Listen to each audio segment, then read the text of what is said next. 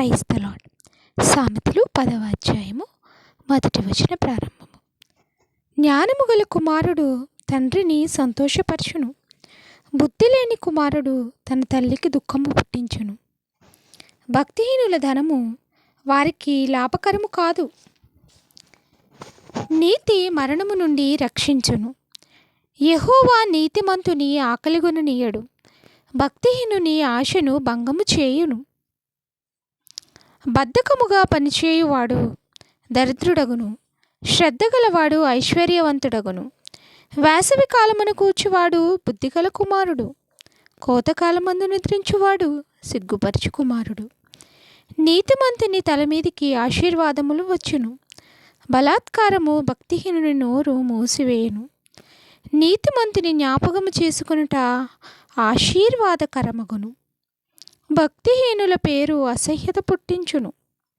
జ్ఞానచిత్తుడు ఉపదేశమును అంగీకరించును, పనికి మాలిన వదరపోతు నశించును. యథార్థముగా ప్రవర్తించువాడు నిర్భయముగా ప్రవర్తించును, కుటిల వతనుడు బయలుపడును. కనుసైగ చేయువాడు వ్యధ పుట్టించును, పనికి మాలిన వదరపోతు నశించును. నీతిమంతుని నోరు జీవపు ఊట, భక్తిహీనుల నోరు బలాత్కారము మరుగుపరుచును. పగ కలహమును రేపును, ప్రేమ దోషములన్నింటినీ కప్పును.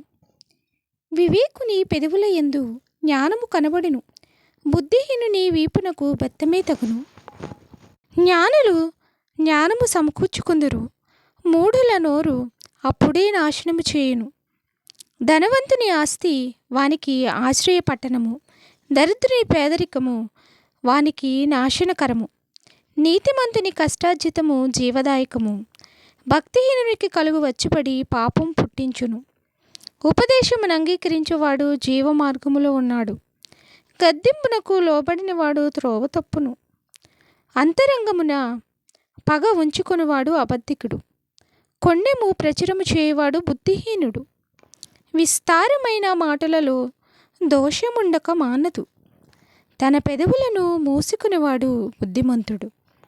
నీతిమంతుని నాలుక ప్రశస్తమైన వెండి వంటిది, భక్తిహీనుల ఆలోచన పనికి మాలినది.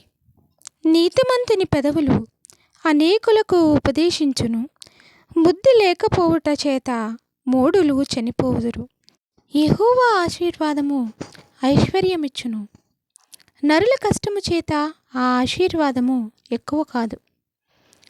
చెడు పనులు చేయుట బుద్ధిహీనునికి ఆటగానున్నది, వివేకికి జ్ఞాన పరిశ్రమ చేయుట అట్టిదే. భక్తిహీనుడు దేనికి భయపడునో అదే వాని మీదికి వచ్చును, నీతిమంతులు ఆశించినది వారికి దొరుకును. సుడిగాలి వీచగా భక్తిహీనుడు లేకపోవును, నీతిమంతుడు నిత్యము నిలుచు కట్టడము వలె ఉన్నాడు. సోమరి తనను పనిపెట్టు వారికి పండ్లకు పులుసు వంటివాడు, కండ్లకు పొగ వంటివాడు. యెహోవా యందు భయభక్తులు కలిగి ఉండుట దీర్ఘాయువునకు కారణము, భక్తిహీనుల ఆయుష్ తక్కువైపోవును. నీతిమంతుల ఆశ సంతోషము పుట్టించును, భక్తిహీనుల ఆశ భంగమైపోవును.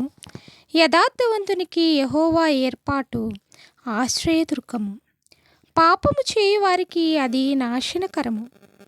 నీతిమంతుడు ఎన్నడూనూ కదిలింపబడడు, భక్తిహీనులు దేశములో నివసింపరు.